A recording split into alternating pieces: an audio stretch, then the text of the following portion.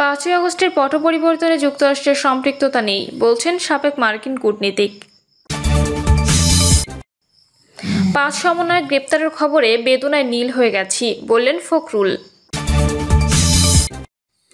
জানাবো গ্রুপ কলে শেখ হাসিনার সঙ্গে আগে কথা বলা নিয়ে চাঁদাবাজি, এবং সর্বশেষ জানাবো লাইভে কান্নাজড়িত কণ্ঠে উমামা জুলাই কেন মানি মেকিং মেশিন হবে। শুনছিলেন সংবাদ শিরোনাম, এবারে বিস্তারিত। 5ই আগস্টের পট পরিবর্তনে যুক্তরাষ্ট্রের সম্পৃক্ততা নেই বলছেন সাবেক মার্কিন কূটনীতিক।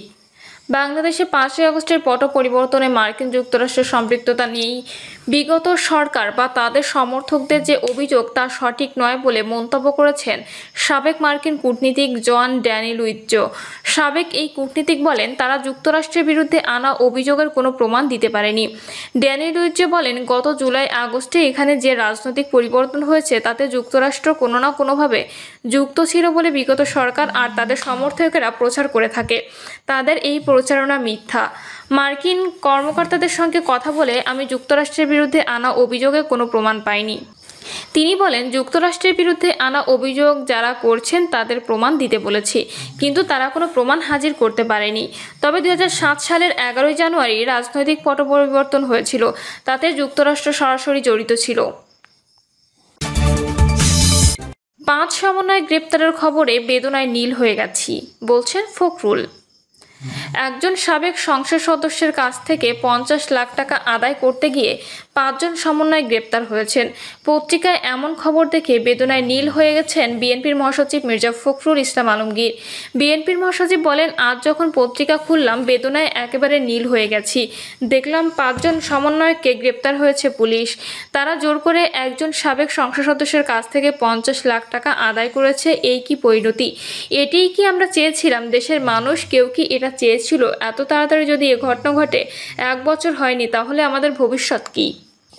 তিনি বলেন, বর্তমান সরকার প্রতি মুহূর্তে সংস্কারের কথা বলছে, পরোক্ষভাবে রাজনৈতিক দলগুলোকে দোষারোপের চেষ্টা করছে, বলার চেষ্টা করছে যে আমরা সহযোগিতা করছি না। তাদের কথাগুলো ঠিক নয়। তর্ক বিতর্ক নিজেদের কোন্দলে দেশ ফের পিছিয়ে যেতে পারে। বিএনপি চেয়ারপারসন খালেদা জিয়াকে মিথ্যা মামলা দিয়ে একটা পরিত্যক্ত কারাগারে পাঠানো হয়েছিল। বিএনপি চেয়ারপারসন খালেদা জিয়াকে মিথ্যা মামলা দিয়ে একটা পরিত্যক্ত কারাগারে পাঠানো হয়েছিল উল্লেখ করে মির্জা ফখরুল বলেন, এই বিষয়গুলো নিয়ে কেউ এখন কথা বলে না।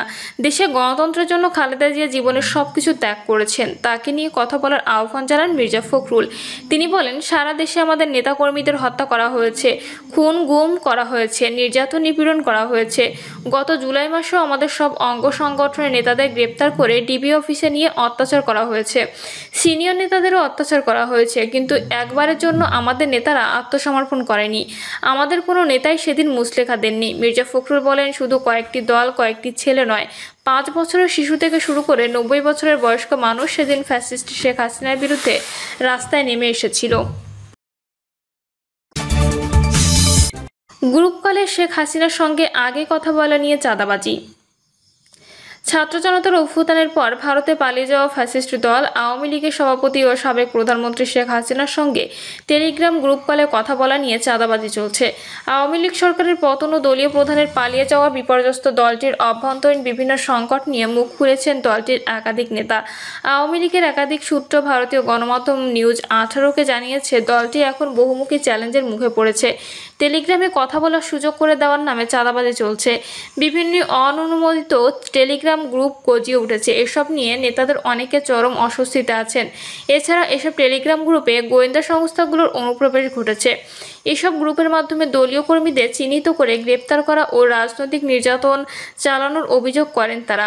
পতিত আওয়ামী লীগের অভ্যন্তরীণ বিভিন্ন সংকট নিয়ে ভারতীয় গণমাধ্যমে অনিন্দ ব্যানার্জির করা প্রতিবেদনে বলা হয়, গত 1 বছরে শেখ হাসিনার দল আওয়ামী লীগ নেতাকর্মীদের সংগঠিত করার প্রধান প্ল্যাটফর্ম হয়ে উঠেছে টেলিগ্রাম। এসব গ্রুপে 20,000 থেকে 30,000 পর্যন্ত সদস্য আছে। প্রতিদিন রাত 9টার পর থেকে গভীর রাত পর্যন্ত দীর্ঘ আলোচনা সভা চলে এসব গ্রুপে। এতে অংশ নেন কেন্দ্রীয় নেতা, সংসদ সদস্য এবং জেলা ও উপজেলা পর্যায়ের নেতারা। আওয়ামী লীগের নির্ভরযোগ্য সূত্র জানিয়েছে, শেখ হাসিনা যখন নিজে এসব সভায় যুক্ত হন তখনও কে তার সামনে কথা বলবেন তা নির্ধারণের টাকা লেনদেন হয়। আওয়ামী লীগের একজন জ্যেষ্ঠ নেতার নাম প্রকাশ না করার শর্তে বলেন, ওবায়দুল কাদেরকে তৃণমূলের নেতাকর্মীরা প্রত্যাখ্যান করেছে। তিনি একাধিক টেলিগ্রাম গ্রুপ খুলে নিজেকে জোর করে প্রাসঙ্গিক রাখছেন। এসব গ্রুপ আসলে দলীয় কল্যাণে নয়, বরং অর্থনৈতিক কেলেঙ্কারির জন্য। আওয়ামী লীগের নির্ভরযোগ্য সূত্রকে জানিয়েছে, শেখ হাসিনা যখন নিজে এসব সভায় যুক্ত হন তখনও কে তার সামনে কথা বলবেন তা নির্ধারণে টাকা লেনদেন হয়। আওয়ামী লীগের একজন জ্যেষ্ঠ নেতা নাম প্রকাশ না করার শর্তে বলেন, ওবায়দুল কাদেরকে তৃণমূল নেতাকর্মীরা প্রত্যাখ্যান করেছে। তিনি একাধিক টেলিগ্রাম গ্রুপ খুলে নিজেকে জোর করে প্রাসঙ্গিক রাখছেন। এসব গ্রুপ আসলে দলীয় কল্যাণের নয়, বরং অর্থনৈতিক কেলেঙ্কারির জন্য। ওবায়দুল কাদেরের আওয়ামী লীগের সিনিয়র নেতা, সংসদ সদস্য, এমনকি সাবেক মন্ত্রীদের কাছ থেকেও টাকার বিনিময়ে শেখ হাসিনার সঙ্গে ভার্চুয়াল বৈঠকের ব্যবস্থা করেছেন বলে জানান ওই নেতা। ওবায়দুল কাদের প্রসঙ্গে কয়েকটি সূত্র ভারতীয় ও গণমাধ্যমকে বলেন, আওয়ামী লীগের সাধারণ সম্পাদক ওবায়দুল কাদের টেলিগ্রামকে নিজের প্রধান রাজনৈতিক মঞ্চে পরিণত করেছেন। তিনি প্রতিদিন বিভিন্ন গ্রুপে জোরালো বক্তব্য দিচ্ছেন, ঢাকা ঘেরাওয়ের ডাক দিচ্ছেন, কিন্তু তার কথায় কর্মসূচি বা বাস্তবধর্মী কোনো পরিকল্পনার ছাপ নেই।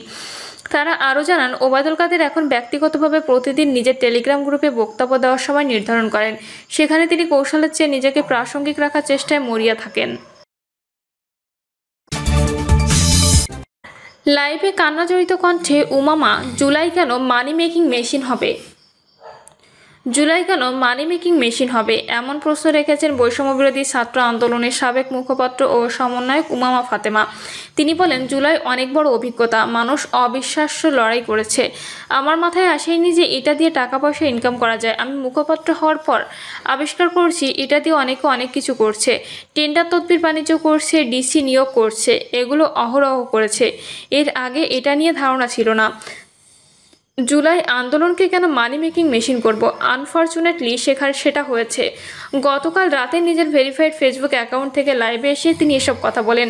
কান্নাজড়িত কণ্ঠে উমামা বলেন, অন্যের ক্ষতি করার ইচ্ছা তার নাই, অন্যকে অসম্মান বা কষ্ট দেওয়ার ইচ্ছাও নেই। প্রায় 2 ঘন্টা 24 মিনিটের ভিডিওতে জুলাই আগস্টের আন্দোলনে বর্তমান রাজনৈতিক অবস্থা সহ বিভিন্ন বিষয়ে কথা বলেন এই নারী নেত্রী। বলেন, আন্দোলনের মধ্য দিয়ে আমরা সবাই গিয়েছি। ছাত্র ফেডারেশন করার সময় অনেকবার দেখেছি 30 থেকে 40 জনের মিছিলের সময় বলতাম স্বৈরাচার নিপাত যাক, কিন্তু কখনো ভাবিনি এই স্লোগান দিতে দিতে শিশুসহ সবাই রাস্তায় নেমে জীবন দেবে। জুলাই আগস্টে সাধারণ মানুষকে ফাইট নিয়ে করেছি। এই কারণে 1 বছর ধরে টিকেছিলাম, কারণ আমরা একটা স্বপ্ন দেখেছিলাম। তিনি আরও বলেন, 5ই আগস্টের পরে অনেক র্যালি করেছি, গণভবনে গেছি, এরপর অনেক কাহিনী চলেছে। পরদিন থেকে সমন্বয়ক পরিচয়ে একজন এক এক জায়গায় দখল করেছে। সমন্বয়ক পরিচয়ে চাঁদাবাজিও দখল করেছে। আওয়ামী লীগের রক্ষী বাহিনী জায়গায় জায়গায় গিয়ে দখল করে। আমার মনে হচ্ছে যে এখন কি রক্ষী বাহিনীর মতো সমন্বয়ক বাহিনী তৈরি হচ্ছে নাকি? আস্তে আস্তে সব জায়গায় দখল করে ফেলবে। উমামা ফাতেমা বলেন, 5ই আগস্টের পর আর পারছিলাম না। দেশকে আরও বড় কিছু দেওয়ার চিন্তা থেকে ফেডারেশন থেকে সরে গিয়ে স্বাধীনভাবে কাজ শুরু করি। তখন আমি বৈষম্যবিরোধী আন্দোলন থেকে বিচ্ছিন্ন ছিলাম, আমাকে ডাকতো না। কারণ হতে পারে আমি প্ল্যাটফর্মটি বন্ধ করে দিতে বলেছিলাম। জুলাই আন্দোলনের সমন্বয়কদের ভূমিকা প্রসঙ্গে তিনি বলেন, 52, 62 এবং 158 জন সমন্বয়ক যে হয়েছে সেগুলো সেভাবে ফাংশন করেছিল না। মানুষ স্বতঃস্ফূর্তভাবে যোগ দিচ্ছিল। তবে সমন্বয়ক টার্মটা সে সময় দরকার ছিল, যাতে সবাইকে কানেক্ট করা যায় না। আমার কাছে মনে হয়েছে সমন্বয়কদের চেয়ে অন্যদের সহযোগিতা বেশি পেয়েছিলাম। আগস্টে শেখ হাসিনা সরকারের পতনের পর সমন্বয়কদের অনেকে কর্মকাণ্ড প্রসঙ্গে উমামা বলেন, সমন্বয়ক বাহিনী হয়তো সেভাবে অস্ত্র দিয়ে হয়নি, কিন্তু তখন সবার সঙ্গে আলাপ করে আমার মনে হয়েছে এখন আসলে বৈষম্যবিরোধী প্ল্যাটফর্মের আসলে দরকার কি। এটা তো শুধু ছাত্রদের, এখন দরকার সবাইকে অ্যাকোমোডেট করা যায় সেটা ভাবা উচিত। বৈষম্যবিরোধী আন্দোলন থেকে গণ অভ্যুত্থান হয়েছে, তাদের আর কী বা করার আছে, এটা আরও বেশি ছড়িয়ে দেওয়া উচিত। বৈষম্যবিরোধী আন্দোলন থেকে যাওয়ার কারণে অনেকগুলো ডিমেরিট আমরা ভোগ করেছি। মন্তব্য করে উমামা বলেন, ওইগুলো বলার কারণে আমি প্রচুর শত্রু বানিয়ে ফেলেছি। এত মানুষ আমাকে খারাপ ভাবা শুরু করে যে আমি রীতিমতো তবদা খেয়ে যাই। পরে জেলায় জেলায় গিয়ে দেখেছি অনেক ভালো ভালো ছেলে কিছু করতে চায়, ওরা দেশটাকে পুনর্গঠন করবে। বৈষম্যবিরোধী আন্দোলনের সাবেক নেত্রী আরও বলেন, অনেকে বলেন যে আমি কত হাজার কোটি টাকা কামাইছি। তাদের আমি বলতে পারি, আমার একটি ভালো জীবন আছে, ভালো পরিবারের সদস্য, এত খারাপ অবস্থা আসে নাই। আমার স্কলারশিপের জন্য প্রয়োজন নাই, আমার পরিবারের সাপোর্ট আছে, তারা চায় আমি দেশের জন্য কিছু করি। প্রিয় দর্শক, এই ছিল এখনকার সর্বশেষ সংবাদ। আপডেট সব সংবাদ পেতে চ্যানেলটি সাবস্ক্রাইব করে বেল আইকনটি ক্লিক করে রাখুন।